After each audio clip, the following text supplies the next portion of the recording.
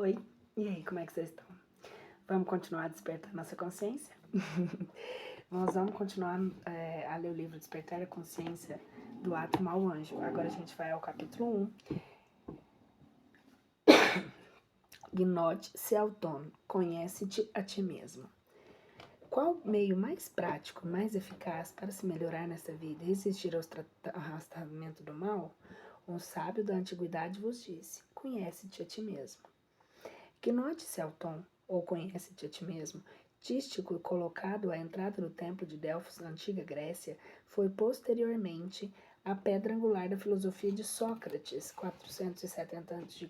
a 399 a.C., para o qual nenhuma filosofia é possível enquanto o espírito não se voltar para o exame de si mesmo. Por esse motivo, consta na introdução de O Evangelho segundo o Espiritismo um resumo de sua filosofia, colocando como um dos precursores da Boa Nova, uma vez que os ensinamentos de Jesus, nosso Mestre, se dirigem essencialmente ao homem interior e às suas potencialidades divinas latentes, ainda desconhecidas pela maior parte da humanidade. Para Sócrates, a matéria infinitamente mais digna de reflexão era o espírito do homem prevalecendo sobre as árvores, as pedras e as estrelas, objeto de especulação da filosofia e da física. A filosofia era, em seu princípio, física, porquanto seu objeto de investigação era o mundo material e a busca pela última e irredutível substância constituída das coisas. Naturalmente, o resultado seria materialismo demócrito, 460 a.C. Nada existe na realidade a não ser átomo e espaço. Em seu tradicional método de perguntas, a maiêutica socrática, o respeitável filósofo indagava: o que é o homem? Em que poderá tornar-se? Em torno dessas questões existenciais, cujas respostas ainda desafiam a compreensão, observamos que as inquietações acerca das leis que regem o plano material e espiritual, tanto em Sócrates quanto em Demócrito, estiveram ao longo da história no cerne do desenvolvimento do pensamento humano. Embora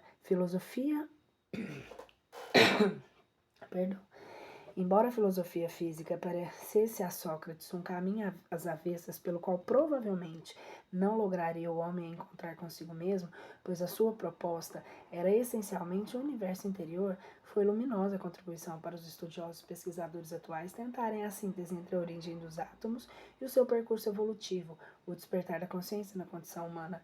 Em outras palavras, a trajetória ascendente do átomo é a angelitude, objeto de reflexão de nosso trabalho. Da filosofia física à física quântica, há uma cadeia evolutiva ascensional para cujos elos perdidos buscamos a compreensão.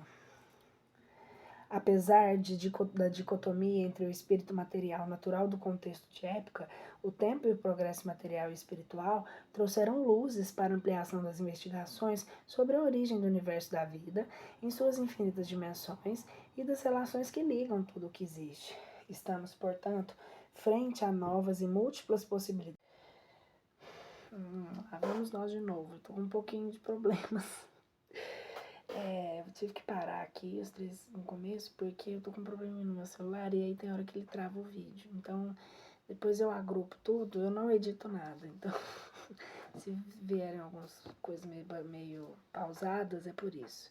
Então, nós vamos voltar aonde travou. Torcendo com boas vibrações, para que o negócio continue aqui, não trave mais, por favor. Ó. Estamos, portanto, frente a novas e múltiplas possibilidades para a compreensão de Deus e a dinâmica da criação. Obviamente que a época do conhecimento proposto por Sócrates não permitia ainda a amplitude que o século de Kardec propiciou devido ao avanço das ciências. Ainda assim, no seu tempo, a exortação "conhece-te a ti mesmo" foi motivo de revolução e de sua morte, a exemplo de Jesus alguns séculos depois. Como toda verdade, ela desafiou diferentes épocas da humanidade, alcançando-nos rediviva pelo Espiritismo, o Consolador prometido por Jesus. Descrito em Jó, capítulo 14, versículo 15, 17 e 26. Como inadiável o convite da luz na construção do espírito imortal. No transcurso do tempo, a humanidade jamais esteve órfã das condições necessárias à iluminação interior meta primordial do espírito em sua jornada evolutiva. Todavia, as potencialidades humanas, escravizadas à matéria por conta da imaturidade consciencial do ego e do self, ainda não permitiram emancipar a razão da tirania do inconsciente dominador e da natureza animal do homem e estabilizar o império do espírito sobre os instintos. Afastados do universo interior, o reino de Deus em nós, perpetuamos a soberania dos sentidos que resultou no atual cenário de provas e expiações que ainda caracteriza o planeta Terra, lentamente em transição para um mundo regenerador. Se a filosofia socrática influenciou o pensamento ocidental e constituiu os alicerces da Boa Nova, encontramos na doutrina dos espíritos o mais legítimo e completo roteiro da iluminação e libertação da consciência, desde que o bem compreendido e vivenciado. Trata-se de uma proposta de autoconhecimento que considera o percurso do princípio inteligente, desde as primitivas manifestações da vida mental, o universo invisível, intangível, imponderável e etc., relacionando os elos da cadeia evolutiva no seu movimento progressivo, visando a compreensão do homem integral. Entretanto, embora a codificação seja alicerçada, o conhecimento não está pronto. Constitui-se um processo inacabado, a exemplo da evolução, obedecendo ao movimento de espiral ou de vórtice que, partindo de um ponto, circula avançando sempre para frente e para o alto em movimentos ascendentes e infindáveis. Por essa razão, somos chamados a nascer de novo. Método educativo proposto pelas leis divinas para promover a educação espiritual.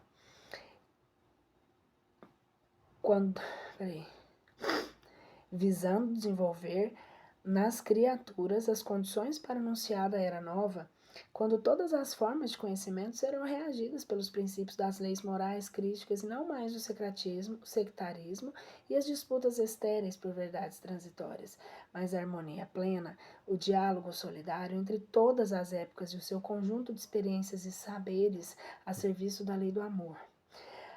Aí tem um trecho entre... A codificação foi iniciada e atingiu certo estágio com Allan Kardec.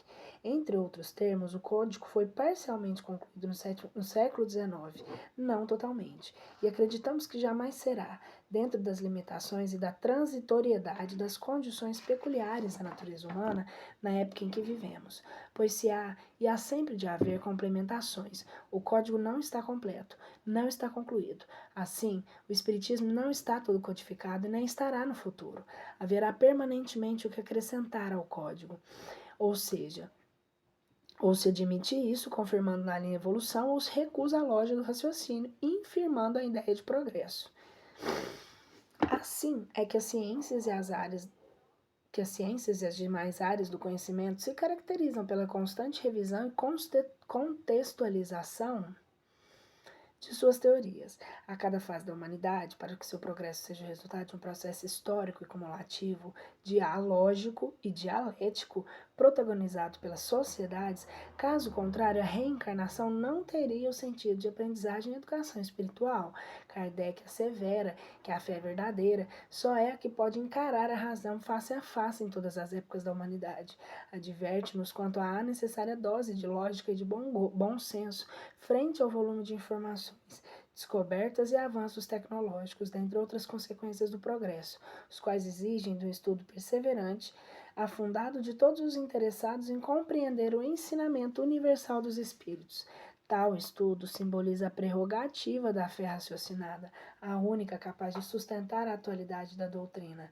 Desse modo, o espírito da verdade modifica o conceito de fé, adequando-se às necessidades de novos tempos, e no exercício dessa fé apoiada na razão e no bom senso, constrói o seu método de investigação das leis que regem o plano espiritual, trazendo à luz a doutrina dos espíritos.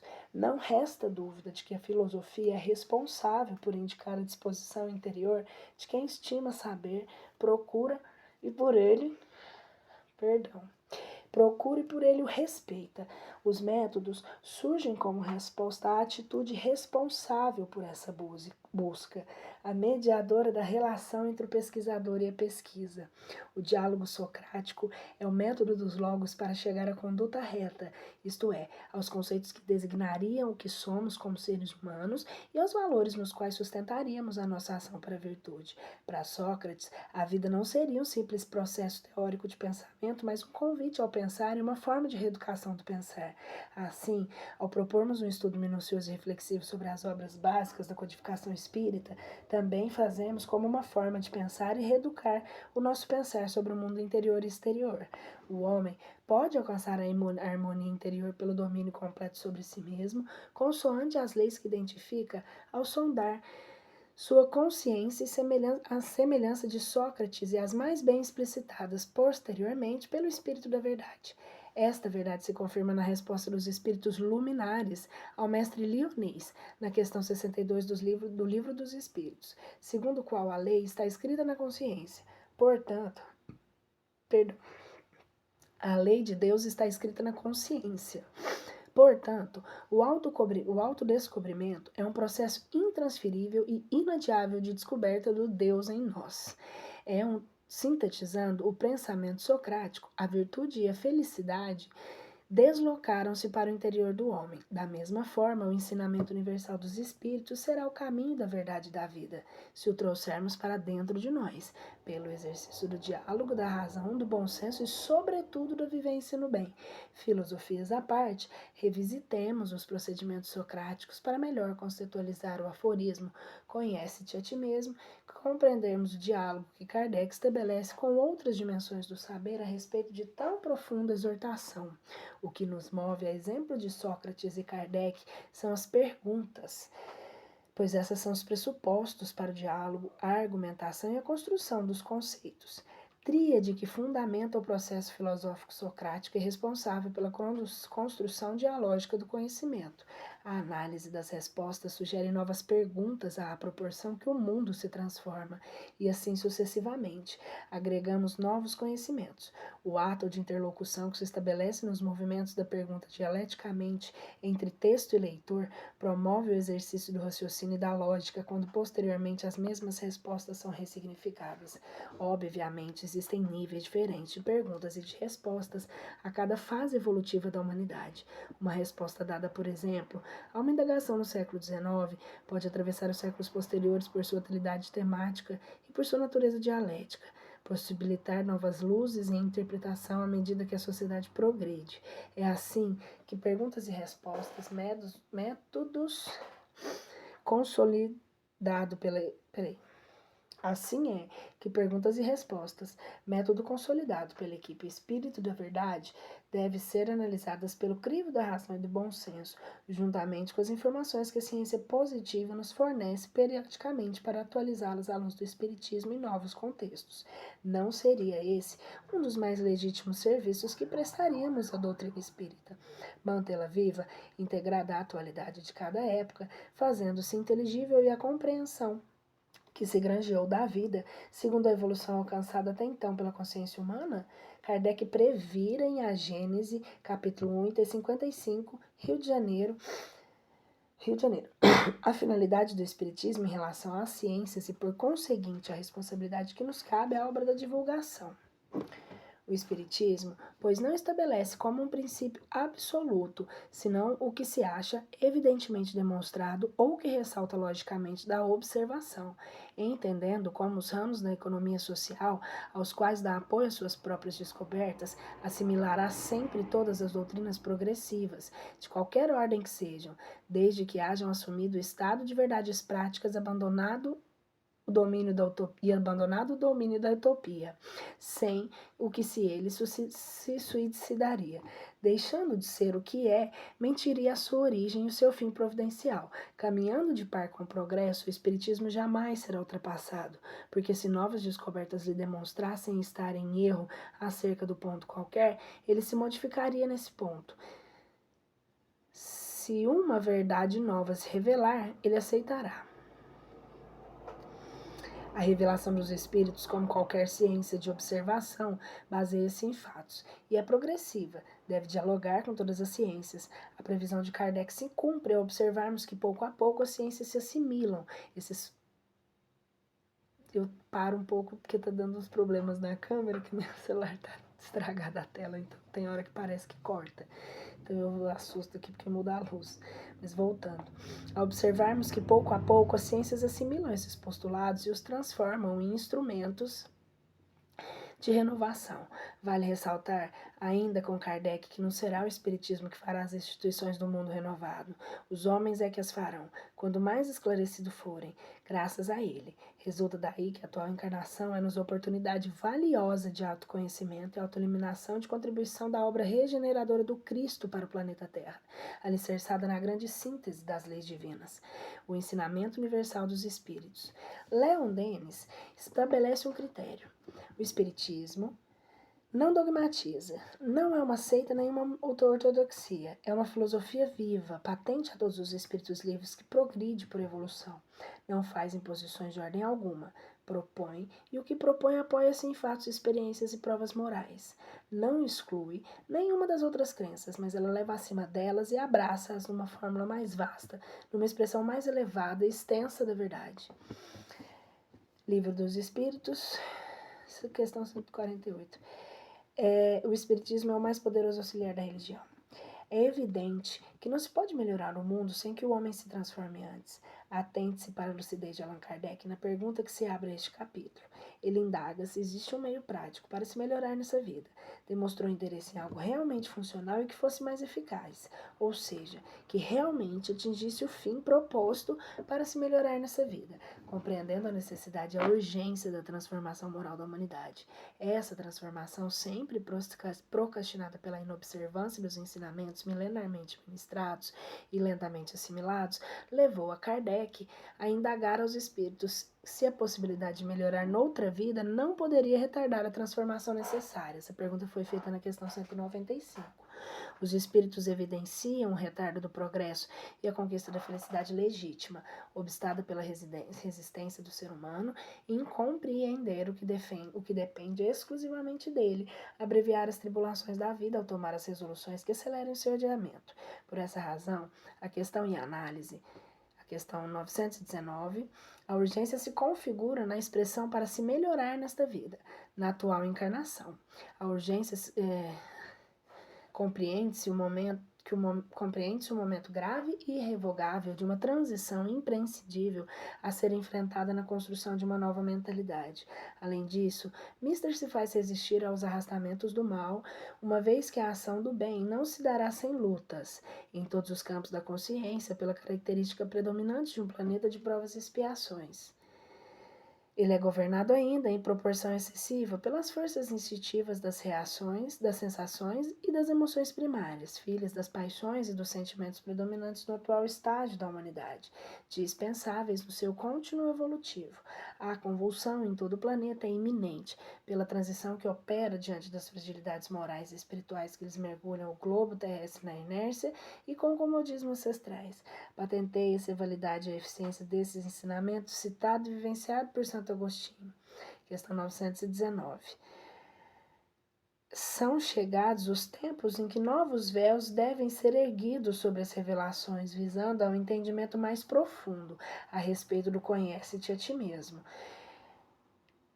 de fundamental importância para a humanidade, urgindo a aprender a verdade libertadora, sintetizada na Boa Nova anunciada por Jesus. O que foi dito, mas não compreendido e não vivenciado, deverá ser restabelecido.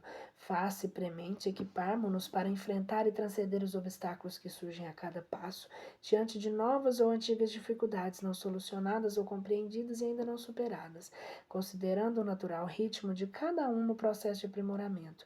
Não por acaso observamos crescente número de trabalhadores espíritas, assumindo a tribuna e divulgando o espírito sobre os mais diversos ângulos relacionados às várias áreas do conhecimento e ampliando as possibilidades de aplicação do ensinamento na vida prática.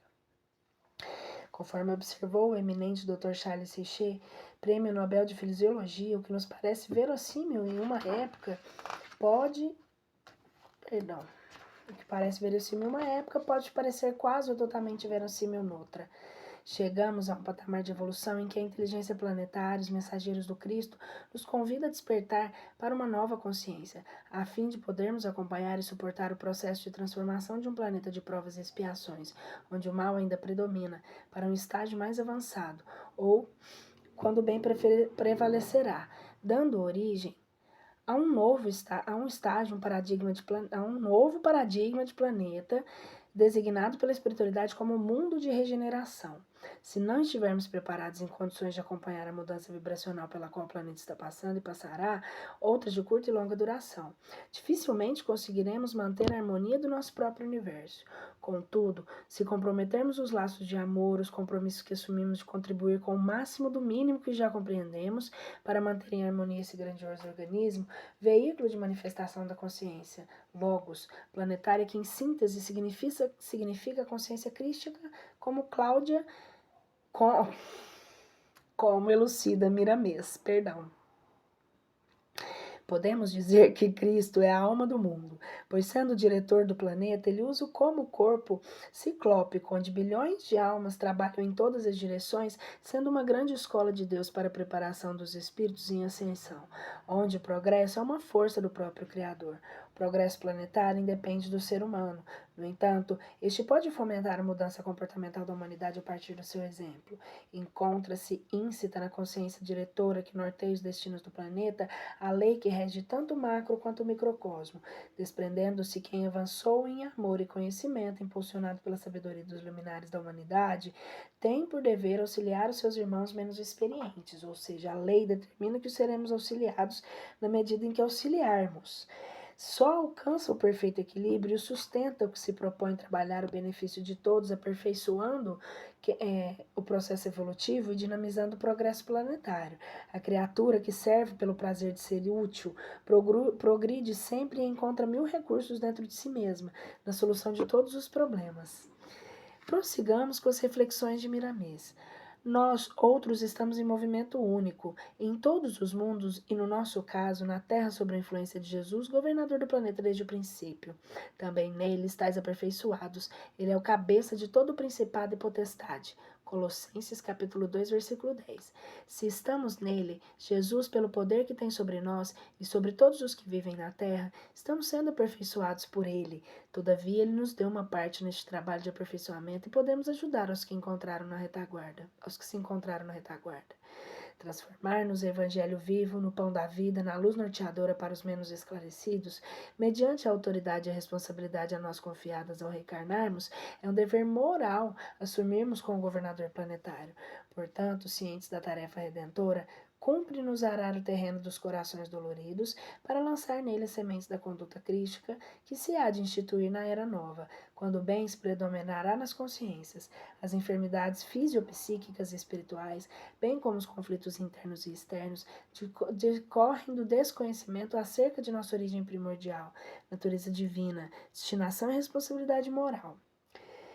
Conscientes ou não do processo de reestruturação global da consciência planetária, somos parte integrante desse conjunto, no qual o fracasso ou o êxito de um único elemento afeta a evolução de todo o sistema. Muitos espíritos, conscientes do processo reencarnatório, ainda ignoram quase que por completo a realidade do ser integral da consciência, diretora que nos conduz, ou da individualidade, somatória das personalidades já vividas por cada um de nós. Podemos nos lembrar das experiências contidas nesse arquivo e consultá-las, exitosas ou não. Elas respondem pelas ocorrências de outrora que assomam as experiências odiernas. Muitos desconhecem a constituição e a estrutura geradora e mantenedora da vida na personalidade que ora anima o fragmento do ser total. Por exemplo, quando desconhecem que as subpersonalidades e as superpersonalidades que conduzem com total ou parcial lucidez são compostas, mantidas e aprimoradas em suas bases fundamentais pelas formas pensamentos, constituídas diante a junção das consciências elementais elaboradas e criadas a partir da união dos princípios inteligentes universais que tiveram sua origem no psiquismo divino. A vida sempre nos apresentará inúmeros desafios, proporcionando-nos meios e oportunidades para adquirirmos os conhecimentos necessários a fim de lograrmos êxito durante as situações apresentadas à lei da evolução. Deus abençoe que não trava. Gente, torce. Vamos lá, pensamento positivo. Estamos protegidos pela luz. Não vamos travar.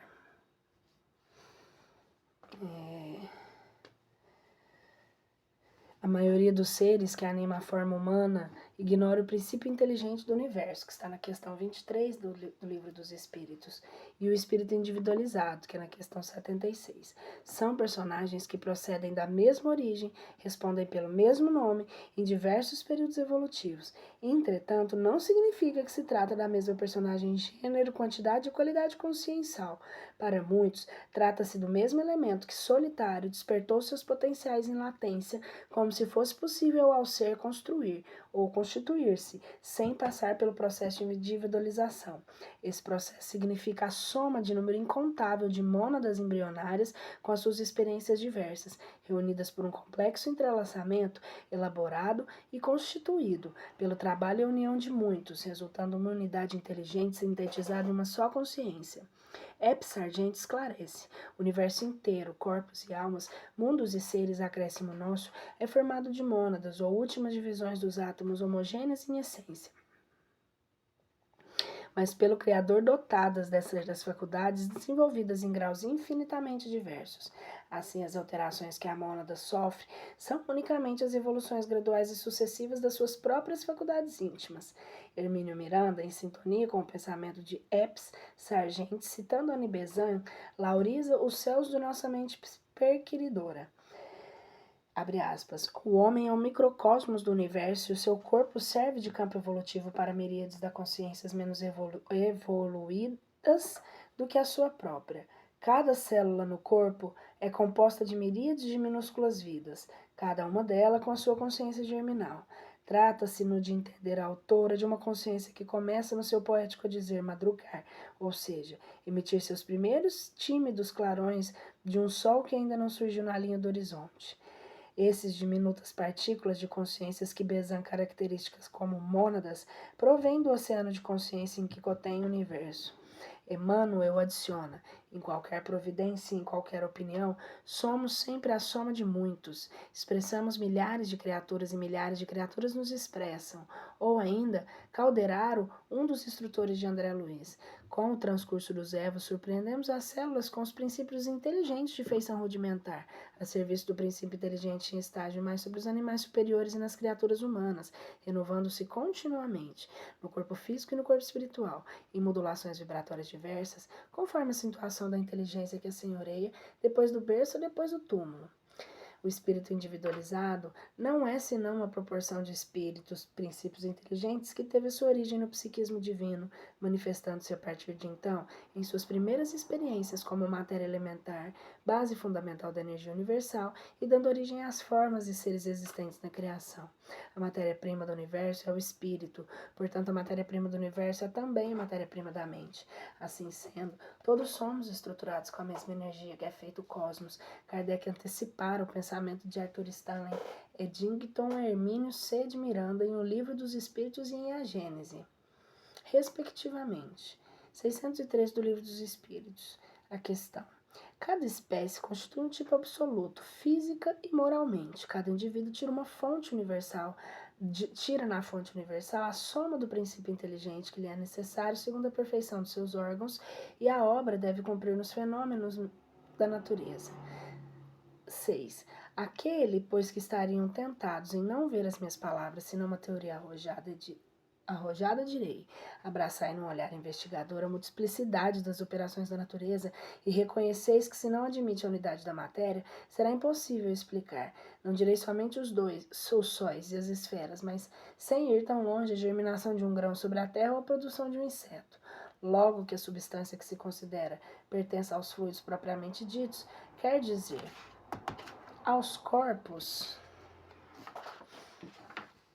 imponderáveis, ou que seja revestida dos caracteres das propriedades comuns da matéria, não há em todo o universo senão uma única substância primitiva, cosmos ou matéria cósmica. As moléculas minerais têm a sua quantidade dessa vida. Do mesmo modo, a semente e o embrião que se agrupam como organismo em figuras simétricas que constituem o indivíduo. A lei de evolução transforma uma única substância em todas as formas existentes. Do elemento primordial ao mais elevado astro, todas as formas de manifestação do Criador provêm desse elemento primitivo, filho de seu psiquismo, o espírito. Conforme assevera Miramês, o princípio inteligente teve seu conhecimento como fluido divino. Segundo Joana d'Ângeles, em O Autodescobrimento, uma busca interior, o uso inadequado dessa energia, contrário à lei do amor, causará todos os tipos de enfermidades. Convenientemente utilizada, permitirá à criatura renovar e expandir a sua consciência, planificando-se ao tempo em que, na medida dos esforços encetados no processo de seu despertar, granjeia a saúde integral. Assim sendo, o conhece-te a ti mesmo torna-se um sentido muito amplo, pois concebemos o autoconhecimento como a ciência de anatomia do espírito, ou seja, do que ele é composto, sua estrutura, forma, do físico e do âmago do ser. O autodescobrimento é, em essência, saber que, além desse conhecimento inicial imprescindível, se faz compreender sua fisiologia, isso é, o funcionamento harmonioso desse multiverso e como mantê-lo em perfeito equilíbrio. O auto-amor é o resultado da compreensão em profundidade, de sabermos o que é, para que serve, como funciona esse micro-organismo que conduzimos. É conseguirmos utilizar todo esse material de forças vivas com a lucidez e a sabedoria, e além disso reorganizá-lo e manter em plena ascensão. A autorrealização acontece quando, além de tudo isso, colocamos esse multiverso a serviço de nossos semelhantes em todos os estágios e dimensões evolutivas da vida, iluminando e libertando consciências à luz dos exemplos dessa consciência e desperta o que somos ou nos tornamos. A autoiluminação ocorrerá quando compreendermos que tudo que existe, todos os seres, são filhos da mesma essência, o psiquismo divino. Assim realizaremos a sublimação e a expansão desse conjunto harmonioso, arrastando conosco um número incontável de outros níveis conscienciais, como verdadeiros co-criadores divinos ou deuses, como sabia Jesus. Colocamos à disposição do leitor nessa obra subsídios para aperfeiçoar o viver de quantos anseiem por isso, recursos para resistir ao mal que é aparente, uma vez que em sentido profundo o mal não existe. Trata-se da ausência momentânea do bem, o que se classifica como treva, é a ausência da luz. O mal e o bem não compreendido e as trevas são também agentes da luz, enquanto ignorados pela maioria dos seres humanos. Conhecimento mais abrangente a respeito dos verdadeiros agentes plasmadores do bem e da luz em nosso meio está muito além do que seria ideal para vivermos em plena harmonia com a lei, a natureza e o planeta de regeneração. Obedecendo à lei de amor, a convivência harmoniosa com todos os elementos da natureza nos converterá em promotores conscientes no mundo de regeneração. Nesse novo momento, teremos mais ação e mais interação com a matéria elementar, com a energia universal e com a matéria mental determinante, contando com as consciências elementais como nossas aliadas. Se o contrário ocorrer, posicionar-se-ão contra nós, pois esses fascículos de luz, desde o estágio inicial, como energia divina, só obedecem às leis universais. Ramatiz estabelece que esse elemental primitivo e base de coesão das células de estruturação do mundo material torna-se virulento e inverte os polos de sua ação criadora para destruidora, assim que é irritada em sua natureza e manifestação normal, o que pode acontecer tanto pelo choque de outras forças que fecundam a vida que operam na intimidade da criação, como pela intervenção violenta, desarmônica e deletéria por parte da mente e da emoção humana. Se o nosso comportamento vibracional, mental e emotivo estiver em consonância com a harmonia cósmica, colheremos os resultados benéficos correspondentes às vibrações edificantes, o que acelerará indefinidamente a nossa planificação espiritual. Avaliaremos quão grande é a nossa responsabilidade perante essas mentes simples, desde o início da sua escalada a uma angelitude. A cada capítulo, traremos à tona velhas informações vestidas de uma nova roupagem, objetivando compreender mais intimamente esses personagens. Utilizaremos desses conhecimentos a benefício de todos, em todos os instantes e estágios da nossa caminhada. Renovaremos nas páginas seguintes o mais sublime convite ao mundo que o mundo maior nos fez ao restabelecer o conteúdo do axioma inculpido na entrada do templo de Delfos na Grécia. Conhece-te a ti mesmo como o meio mais prático e eficaz para o autoencontro e a fusão do eu externo com o eu interno. Ai. Acabamos o capítulo 1. Nós podemos ler o capítulo 2. Será? Vamos ver aqui até onde ele vai. Que já assim, eu tô lendo que são mais de 11 horas da noite, mas a gente pode ir, né? Capítulo 2. Não, eu vou deixar pra ler o capítulo 2 amanhã. Vocês fiquem com os vídeos de hoje. Tem 3 livros aí pra vocês ouvirem. Não, vou deixar pra ler o 2 depois. O 2 é.